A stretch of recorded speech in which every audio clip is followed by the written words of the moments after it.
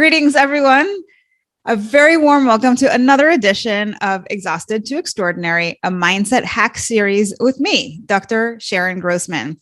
And I am joined today by Nic Marks. A very warm welcome from Miami Beach. And Nic, where are you hanging out?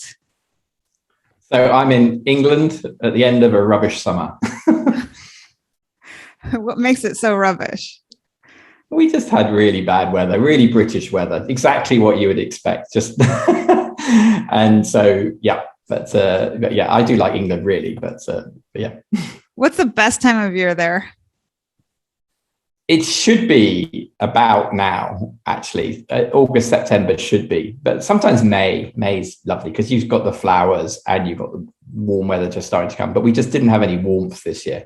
So we feel a bit annoyed, feel like 2021 didn't really exist. Yeah, so it's kind of like bookending the summer where you've got a little bit of sunshine and heat before and after, but not really during. Yes, absolutely. It's kind of like that in San Francisco too. So part of why we ended up moving to Miami Beach, but I feel your pain. All right. Now, for those of you who don't know Nic, he's been working in the field of happiness, well-being, and quality of life for over 25 years, with a particular emphasis on measurement and how to create positive change. In 2001, he founded the award-winning Center for Wellbeing at the London-based think tank, the New Economics Foundation.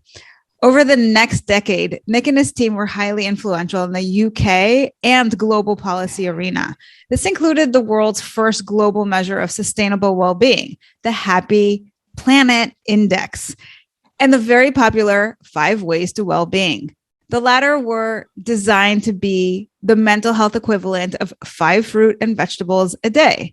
They have since been used very widely in the UK and globally as a framework for promoting positive mental health. I am super excited to have Nic on the show.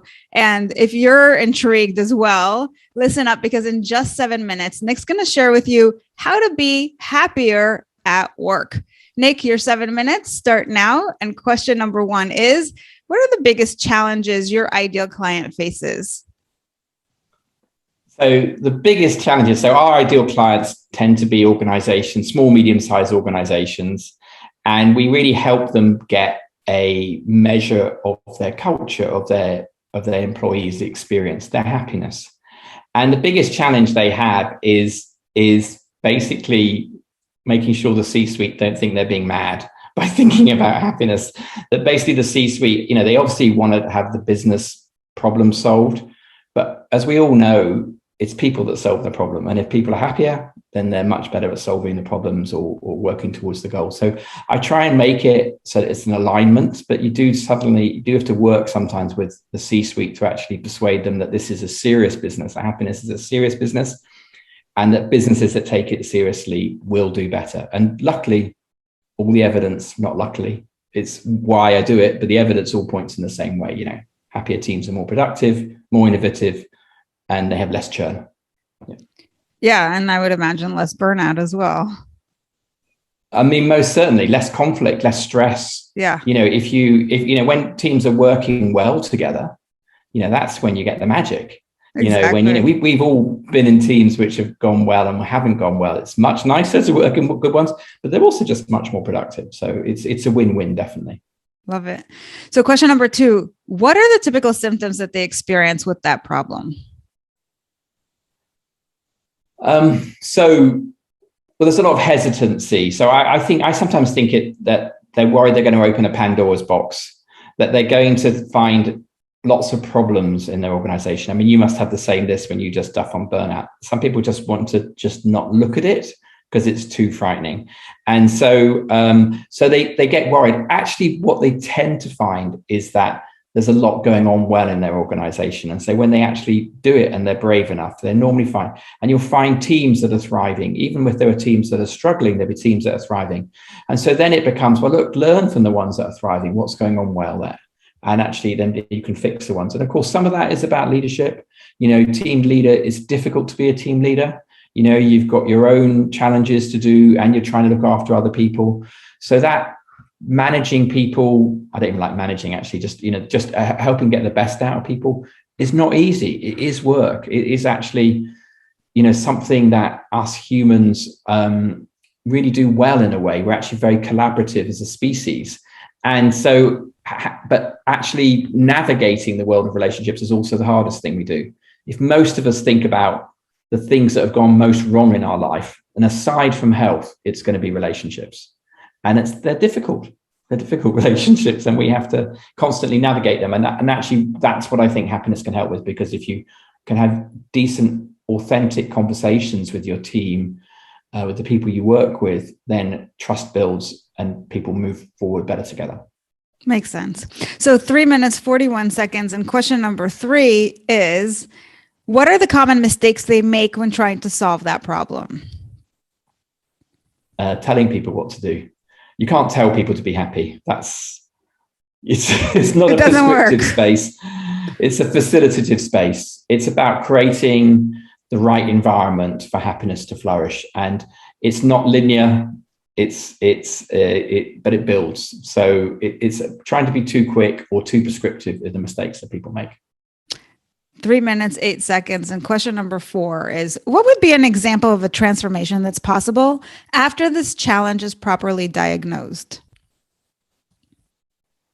So if the challenge is how do you build a happier organization, full of happy, productive teams, then it's about creating the right habits. I think it was Aristotle that said that excellence is a habit. Everything is about getting into people's working week, and actually how do you do that? So it's making time in the working week that you can spend half an hour a week, something like that, talking about how was last week, what's gone well, how can we build on that? I'm very into things like appreciative inquiry, which basically you look about what's going well, you build on it. You then tackle any frustrations with that positive energy. But it's getting those habits in there. And of course, work is always busy. And if people are always being demanded on results, then, they can sometimes not make time for the soft stuff, but actually the soft stuff is the hard stuff. And, and how you, of course, I've got that from someone else. But, it is true. It is true that the soft stuff is the hard stuff. And, and how do you do that? And I think it's making time for that in the organizations. And that's how they get the benefits. And I've seen our clients, like we score 0 to 100. I've seen clients climb 10, 15 points over a year by systematically trying to do it. Right. Cool. So 1 minute, 43 seconds. And question number 5 is, what's the number one mindset hack you could give your ideal client to solve that problem? And I would ask that maybe even like, if it's an individual, not necessarily just an organization, because we have a lot of entrepreneurs who listen to this as well. I think about your own happiness at work. If you're an entrepreneur, you're a leader, you'll tend to be under a lot of pressure, a lot of stress. You tend to be thinking a lot about other people, but thinking about actually, what do I most enjoy about my job? And I think the things you don't enjoy are like things like resolving conflicts and stress and problems, putting out fires. And if you systematically start measuring and trying to improve happiness at work, those problems will dissolve away. So invest in your own future happiness at work by really thinking about the happiness of all your teams. Great. So in 48 seconds, we got question number 6. What's the one valuable free resource that you can direct people to that will further help with that problem? Okay, go to friday1.com, ONE, 5-minute test on your own happiness at work. We'll show you the drivers of happiness at work, give you a nice report feedback. That's the free tool. And we'll put in the show notes. Lastly, question number 7. What's the one question I should have asked you but didn't that would give great value to our audience? You got 20 seconds. There are 5 ways to happiness at work, which are connect, be fair, empower, challenge, and inspire.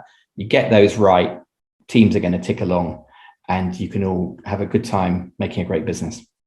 Perfect timing. Well, Nic, I really enjoyed this. I hope you listeners out there did too.